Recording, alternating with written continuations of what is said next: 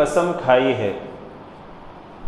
بعض ہوائیں ایسی ہوتی ہیں جو انسان کے لیے مفید اور فائدہ مند ہوتی ہیں کہ وہ معتدل اور اعتدال کے ساتھ چلتی ہیں، لیکن ہوائیں جب طوفان کا رخ اختیار کر لیتی ہیں تو گویا وہ انسانوں کے لیے آفت اور مصیبت اور آزمائش بن جاتی ہیں۔ اللہ رب العزت نے ان 3 آیتوں میں ہواؤں کی قسمیں کھا کر انسان کو اس طرف متوجہ فرمایا ہے کہ فرشتے جو پیغام لے کر اللہ رب العزت کے پاس سے نبی کے پاس لاتے ہیں اور پھر نبی امت تک اس پیغام کو پہنچاتے ہیں، اس پیغام کو ماننے والے اور اعتدال کے ساتھ زندگی گزارنے والے گویا وہ فائدے کے اندر ہوتے ہیں، اور جو اس پیغام کو مانتے نہیں ہیں اور اعتدال کے ساتھ زندگی گزارتے نہیں ہیں وہ گویا نقصان اٹھانے والے ہوتے ہیں۔ تو اللہ رب العزت نے ان ہواؤں کی قسم کھا کر گویا اس طرف اشارہ فرما دیا کہ جو فرشتے پیغام لے کر اللہ کی طرف سے آتے ہیں اس پیغام کو ماننے والے اور اعتدال کے ساتھ زندگی گزارنے والے فائدے میں ہوں گے، اور جو اس پیغام کو ٹھکرا دیں گے وہ نقصان اٹھانے والے ہوں گے۔ اللہ رب العزت فرماتے ہیں قسم ہے ان ہواؤں کی جو ایک کے بعد ایک چلی آتی ہے، بھیجی جاتی ہے۔ فالعاصفات عصفا، پھر جو آندھی بن کر تیزی سے چلتی ہے، والناشرات نشرا، اور جو بادلوں کو مختلف جگہوں پر پہنچا دیتی۔ ہوائیں بادلوں کو پہنچاتی ہیں اور یہ بادل پھر بارش برستے ہیں۔ فالفارقات فرقا، اب اللہ رب العزت پھر قسم کھاتے ہیں ان فرشتوں کی جو حق اور باطل کو الگ الگ کر دیتے ہیں۔ فالملقیات ذکرا، پھر جو نصیحت کی باتیں نازل کرتے ہیں۔ عذراً او نذرا، جو یا تو لوگوں کے لیے معافی مانگنے کا ذریعہ سبب بنتی ہیں یا ڈرانے کا۔ اللہ رب العزت فرماتے ہیں کہ جو فرشتے احکام لے کر اللہ تعالیٰ کی طرف سے آتے ہیں اور وہ حق اور باطل کو جدا کر دیتے ہیں، علیحدہ کر دیتے ہیں کہ حق یہ ہے باطل یہ ہے، پھر نصیحت کی باتیں لے کر آتے ہیں، پھر وہ نصیحت کی باتیں ماننے والوں کے لیے معافی مانگنے کا ذریعہ اور سبب بن جاتی ہیں، اور جو معافی نہیں مانگتے ہیں، جو نصیحت سے جو ہے اپنے آپ کو عبرت حاصل نہیں کرتے ہیں، اللہ رب العزت فرماتے ہیں کہ وہ نقصان اٹھانے والے ہوتے ہیں۔ تو فرشتے جو باتیں لے کر آتے ہیں یا تو لوگ اس سے نصیحت حاصل کرتے ہیں یا لوگ اس سے ڈرتے ہیں۔ انما توعدون لواقع، اب اللہ تعالیٰ فرماتے ہیں کہ اس میں کوئی شک نہیں کہ جس چیز کا تم سے وعدہ کیا جا رہا ہے وہ ضرور واقع ہو کر رہے گی، یعنی قیامت کا۔ اللہ رب العزت نے قرآن کریم کے اندر بار بار اس کا وعدہ فرمایا ہے کہ قیامت آنے والی، قیامت آ کر رہے گی، اس سے کوئی جائے فرار نہیں ہے، کوئی اس سے بچ نہیں سکتا۔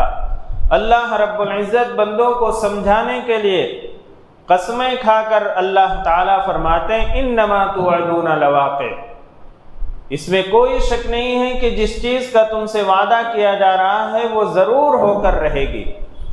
فَإِذَا النُّجُومُ طُمِسَتْ، اب جب قیامت قائم ہوگی تو اس منظر کو بتلایا جا رہا ہے کہ وہ منظر کیسا ہوگا۔ فَإِذَا النُّجُومُ طُمِسَتْ، یہ ستارے بے نور ہو جائیں گے، ان کی روشنی جاتی رہے گی۔ جو ستارے چمکتے ہیں، جس سے رات میں روشنی رہتی ہے، وہ ستارے بے نور ہو جائیں گے۔ وَإِذَا السَّمَاءُ فُرِجَتْ، اور آسمان کو چیر دیا جائے گا، آسمان جو ہے وہ پھٹ جائے گا۔ وَإِذَا الْجِبَالُ نُسِفَتْ، اور پہاڑ ریزہ ریزہ ہو جائے گا۔ وَإِذَا الرُّسُلُ أُقِّتَتْ، اور جب فرشتوں کو جمع ہونے کا وقت آ جائے گا۔ اللہ رب العزت نے ایک وقت مقرر فرمایا ہے۔ وَإِذَا الرُّسُلُ، اور جب پیغمبروں کو جمع ہونے کا وقت آ جائے گا۔ اللہ رب العزت نے ایک وقت مقرر فرمایا ہے۔ اس وقت میں سارے پیغمبر جو دنیا کے اندر بھیجے گئے، اللہ رب العزت ان سب کو جمع فرمائیں گے اور ان پیغمبروں سے سوال ہوگا ان کے امت کے بارے میں، اور وہ پیغمبر اپنی امت کے بارے میں گواہی دیں گے۔ یہ مت سوچیں کہ پیغمبر آئے اور اس دنیا سے پردہ فرما گئے۔ کل محمد رسول اللہ صلی اللہ علیہ وسلم جن کی امت میں ہم لوگ اس دنیا کے اندر زندگی گزار رہے ہیں، الحضور اکرم صلی اللہ علیہ وسلم کا سامنا ہوگا، اور جب اللہ رب العزت فرمائیں گے کہ اے محمد صلی اللہ علیہ وسلم، کیا آپ نے میرے پیغام کو میرے بندوں تک پہنچا دیا تھا؟ تو جناب محمد رسول اللہ صلی اللہ علیہ وسلم اس بات کی شہادت دیں گے، گواہی دیں گے، اے اللہ میں نے آپ کے پیغام کو آپ کے بندوں تک پہنچا دیا تھا۔ اب ماننے والے جنہوں نے پیغمبر صلی اللہ علیہ وسلم کی باتوں کو مانا اور آپ کے پیغام پر عمل کیا، وہ تو خوش ہوں گے، وہ اچھے نصیبے والے ہوں گے، اور جنہوں نے انکار کیا تھا وہ سر جھکائے ہوئے کھڑے ہوں گے۔ تو یہ مت سوچیں کہ جناب محمد رسول اللہ صلی اللہ علیہ وسلم نے پیغام کو پہنچا دیا اور اس دنیا سے آپ پردہ فرما گئے۔ کل قیامت کے دن حضور اکرم صلی اللہ علیہ وسلم کا سامنا ہو۔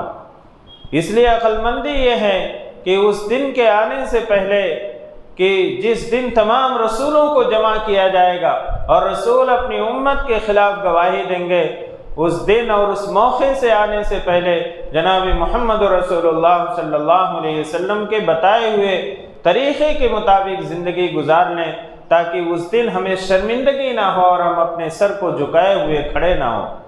تو اللہ تعالیٰ فرماتے ہیں کہ قیامت کا منظر یہ ہوگا کہ ستارے بے نور ہو جائیں گے، آسمان کو چیر دیا جائے گا اور پہاڑ ریزہ ریزہ ہو جائے گا، اور رسولوں کو جمع کرنے کا وقت ہوگا۔ رسول جمع ہوں گے، پیغمبر جمع ہوں گے۔ لِأَيِّ يَوْمٍ أُجِّلَتْ، کوئی پوچھے گا کہ اس معاملے کے لیے کون سا دن مقرر کیا گیا ہے، یعنی جب یہ باتیں جناب محمد رسول اللہ صلی اللہ علیہ وسلم کفار مکہ کے سامنے، مشرکین مکہ کے سامنے جب پیش کرتے تھے تو وہ لوگ یہ سوال کرتے تھے کہ یہ عذاب کب آئے گا، یہ قیامت کب آئے گی، یہ ستارے بے نور کب ہوں گے، یہ پہاڑ ریزہ ریزہ کب ہوگا۔ اللہ تعالیٰ فرماتے ہیں کوئی سوال کرے، کوئی پوچھے کہ اس معاملے کا دن کون سا ہے، لیوم الفصل، تو اس کا جواب یہ ہے کہ وہ فیصلے کا دن ہوگا۔ جس دن پیغمبروں کو جمع کیا جائے گا وہ فیصلے کا دن یعنی قیامت کا دن ہوگا۔ وما ادراک ما یوم الفصل، اور اس قیامت کی عظمت کو بتلانے کے لیے اللہ تعالیٰ فرماتے ہیں اور آپ کو کیا معلوم کہ فیصلے کا دن کیا ہے؟ ویل یومئذ للمکذبین، بڑی خرابی ہے اس دن جھٹلانے والوں کے لیے۔ یہ جملہ اور یہ آیت اس سورت کے اندر 10 مرتبہ اللہ رب العزت نے نازل فرمایا۔ اللہ تعالیٰ فرماتے ہیں بڑی خرابی ہوگی اس دن، یعنی قیامت کے دن، فیصلے کے دن، جھٹلانے والوں کے لیے، یعنی جو قیامت کے دن کو جھٹلاتے ہیں، جو آخرت کو جھٹلاتے ہیں، ویسے شخص کے لیے اس دن بڑی خرابی اور بڑی بربادی ہوگی۔ اللہ رب العزت فرماتے ہیں الم نہلک الاولین، اللہ تعالیٰ اپنے بندوں سے کتنی محبت فرماتے ہیں کہ قیامت کے تذکرے کو کس کس انداز میں اور آخرت کی زندگی کو کس کس انداز میں اللہ تعالیٰ جو ہے بندوں کے سامنے پیش فرما رہے ہیں۔ الم نہلک الاولین، کیا ہم نے پہلے لوگوں کو ہلاک نہیں کیا؟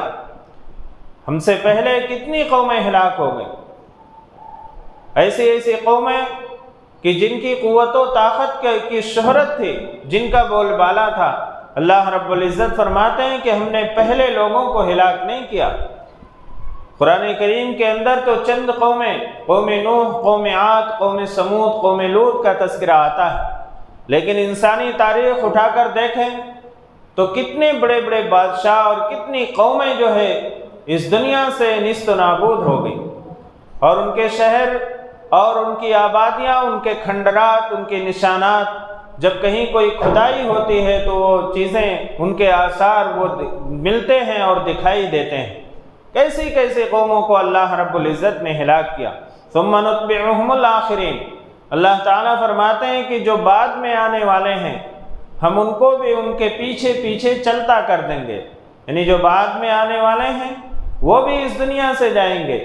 یہ ہمیشہ ہمیش کی زندگی نہیں ہے، یہ تو اس زندگی کی ایک چھاؤں ہے، ایک سایہ سا ہے جو تھوڑی دیر سایہ رہتا ہے پھر دھوپ آ جاتی ہے۔ اصل زندگی جو شروع ہونے والی ہے اور حقیقی زندگی جو ہے وہ مرنے کے بعد، جسے ہم موت کہتے ہیں لیکن اصل میں وہ زندگی کی شروعات ہے، اور حقیقی زندگی کی شروعات وہی ہے۔ تو اللہ تعالیٰ فرماتے ہیں کہ پھر بعد میں جو آنے والے ہیں ان کو بھی ہم ان کے پیچھے چلتا کر دیں گے۔ کذالک نفعل بالمجرمین، اسی طرح ہم مجرموں کے ساتھ کیا کرتے ہیں۔ ہمارا یہ دستور ہے، ہمارا یہ طریقہ ہے، ہماری یہ سنت ہے کہ جو مجرم ہوتے ہیں اللہ رب العزت ان کو اور ان کی نشانات کو اس دنیا سے مٹا دیتے ہیں، نیست و نابود کر دیتے ہیں، ختم کر دیتے ہیں۔ ویل یومئذ للمکذبین، بڑی خرابی ہے اس دن جھٹلانے والوں کے لیے۔ الم نخلقکم من ماء مہین، اللہ رب العزت کس طرح سے بندوں کو سمجھاتے ہیں۔ انسان ذرا غور کرے اور انسان کی اپنی تخلیق کے اوپر غور کرے کہ اللہ رب العزت نے کن کن نعمتوں سے نوازا ہے۔ الم نخلقکم من ماء مہین، کیا ہم نے تم کو ایک حقیر پانی سے پیدا نہیں کیا؟ حقیر پانی، ایک معمولی پانی، ایک منی کے قطرے سے اللہ رب العزت نے انسان کی تخلیق کی پیدا کیا۔ فجعلناہ فی قرار مکین، پھر ہم نے اس کو ایک محفوظ جگہ میں رکھا، ماں کے رحم کے اندر ایک محفوظ جگہ میں اللہ رب العزت نے اس حقیر قطرے کو رکھا۔ الی قدر معلوم، ایک مقررہ مدت تک، ایک متعینہ مدت تک، کہ حمل کی مدت کتنے دنوں تک، ایک محفوظ جگہ کے اندر اللہ رب العزت نے ایک حقیر پانی کے قطرے کو رکھا۔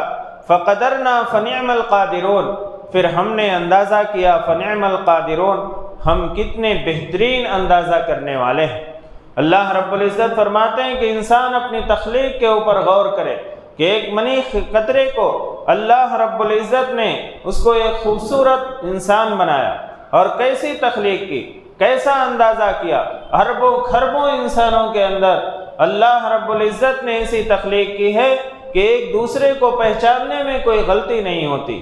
کیسی تخلیق، ناک اسی جگہ پہ، کان اسی جگہ پہ، آنکھ اسی جگہ پہ، اور ہونٹ اسی جگہ پہ، لیکن اللہ کی کیسی قدرت کہ اربوں کھربوں انسانوں میں ایک دوسرے کو پہچاننے میں کوئی غلطی نہیں ہوتی۔ ایک دوسرے کی شکل الگ تھلگ ہے لیکن ساری چیزیں ایک جگہ لگی ہوئی۔ اللہ رب العزت فرماتے ہیں کہ ہم نے کس طریقے سے اندازہ کیا، اور ہم بہترین اندازہ کرنے والے ہیں، اور اس کو محفوظ جگہ کے اندر رکھا اور ایک مقررہ مدت تک کے لیے رکھا۔ اللہ رب العزت ہی جانتے ہیں کہ کون سا انسان کیسا ہوگا، اس کا عمل کیسا ہوگا۔ حدیث شریف کے اندر فرمایا گیا کہ 40 دن تک تو وہ منی کا خطرہ رہتا ہے، پھر وہ خون کا لوتھڑا بنتا ہے، پھر وہ گوشت کا لوتھڑا بنتا ہے، پھر اللہ رب العزت فرشتوں کے ذریعے سے 4 احکام اس کے لیے مقرر فرماتے ہیں۔ ایک تو اس کا عمل، دوسرے اس کی موت، اور تیسرے اس کے روزے، اور چوتھے کہ وہ بدبخت ہوگا یا نیک بخت ہوگا۔ یہ ساری چیزیں اللہ رب العزت فرشتوں کے ذریعے سے متعین کر دیتے ہیں، لکھوا دیتے ہیں۔ اللہ تعالیٰ فرماتے ہیں فقدرنا فنعم القادرون ویل یومئذ للمکذبین، بڑی خرابی ہے اس دن جھٹلانے والوں کے لیے۔ الم نجعل الارض کفاتا، اللہ تعالیٰ فرماتے ہیں کیا ہم نے زمین کو اس طرح نہیں بنایا کہ وہ سمیٹنے والی ہے؟ سمیٹنے والی جیسے ایک ماں اپنے بچے کو سمیٹ کر رکھتی ہے، ہر طرح کی تکلیف سے بچاتی ہے، ایسے ہی زمین نے جو ہے سارے انسانوں کو اور ساری مخلوقات کو سمیٹ کر رکھا، اور انسان اس سے جو غذا کھاتا ہے، اس سے جو چیزیں حاصل کرتا ہے، اور اس میں دودھ اور جو گوشت وغیرہ کا استعمال کرتا ہے، یہ ساری چیزوں کو گویا ایک ماں کی طرح اس زمین نے انسانوں کو سمیٹ کر رکھا ہے کہ ساری مخلوقات اس کی پشت پر زندگی گزارتی ہے۔ اللہ تعالیٰ فرماتے ہیں کہ انسان اپنی تخلیق کے اندر، اس کے اندر کی جو نعمتیں ہیں اس پر غور کرے، اور پھر اس کے باہر کی جو نعمتیں ہیں جسے آفاقی نعمت کہا جاتا ہے، اس نعمت پر بھی غور کرے کہ ہم نے زمین کو ایسا بنایا ہے کہ وہ سمیٹنے والی ہے، یعنی ہر چیز جو ہے اس پر ملتی ہے، اس کی پشت پر زندگی آدمی گزارتا، احیاء و امواتا، زندوں کو بھی سمیٹنے والی ہے اور مردوں کو بھی سمیٹنے والی ہے۔ جب تک انسان زندہ رہتا ہے اس کی پشت پر زندگی گزارتا ہے، اور جب اس کو موت آ جاتی ہے تو اس کے پیٹ میں زندگی گزارتا ہے، چاہے اسے دفن کیا جائے، چاہے اسے پانی کے اندر ڈال دیا جائے، چاہے اسے آگ میں جلا دیا جائے، آگ میں جلائیں گے تو بھی اس کے اجزاء زمین ہی کے اندر جذب ہوتے ہیں، پانی کے اندر ڈالا جائے گا تو بھی اس کے اجزاء زمین کے اندر جو ہے جذب ہوتے ہیں۔ تو اللہ تعالیٰ فرماتے ہیں کہ ہم نے زمین کو اس طرح بنایا ہے کہ گویا وہ سمیٹنے والی ہے زندوں کو بھی اور مردوں کو بھی۔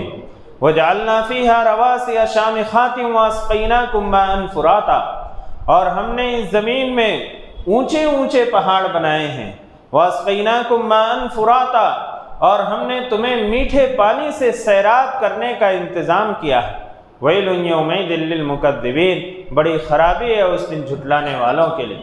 اللہ رب العزت اس نعمت کا تذکرہ فرماتے ہیں، وَجَعَلْنَا فِيهَا رَوَاسِيَ شَامِخَاتٍ، کہ ہم نے اس میں یعنی زمین میں اونچے اونچے پہاڑ بنائے۔ اللہ رب العزت نے 1400 سال پہلے جناب محمد رسول اللہ صلی اللہ علیہ وسلم کے زبان مبارک کے ذریعے سے یہ جملہ کہلوایا کہ ہم نے زمین کے اوپر اونچے اونچے پہاڑ بنائے ہیں۔ آج سائنس اس بات کی طرف اشارہ کرتی ہے، تحقیق کر کے بتلاتی ہے کہ زمین کے اندر جو معدنیات ہیں، جو پٹرول ہے، جو آگ ہے، جو گیس ہے، اگر یہ پہاڑ نہ ہوتے تو یہ زمین فضا میں ایسی اڑتی جیسے خزاں رسیدہ درخت کے پتے جو ہے فضا میں اڑتے ہیں۔ ہم یہ سمجھتے ہیں کہ اللہ رب العزت نے ان پہاڑوں کو کیوں بنایا، اس کو بنانے کا مقصد کیا ہے؟